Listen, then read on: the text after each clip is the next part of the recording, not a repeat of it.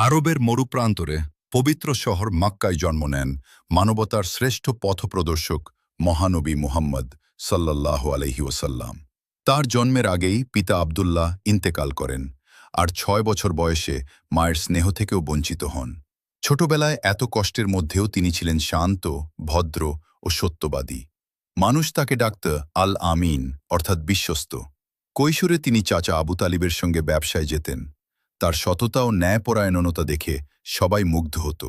পরে ধনী ও সম্মানিতা নারী খাদিজা রাদিয়াল্লাহু আনহা তার চরিত্রে মুগ্ধ হয়ে বিবাহের প্রস্তাব দেন। তাদের দাম্পত্য জীবন ছিল ভালোবাসা ও সম্মানের এক উজ্জ্বল উদাহরণ। মক্কার মানুষ তখন মূর্তি পূজায় ডুবেছিল। সমাজে অন্যায়, অবিচার আর অত্যাচার ছিল নিত্যদিনের ঘটনা। এসব দেখে তার হৃদয় কেঁদে উঠত। তিনি নির্জনে হেরা গুহায় গিয়ে ধ্যান করতেন।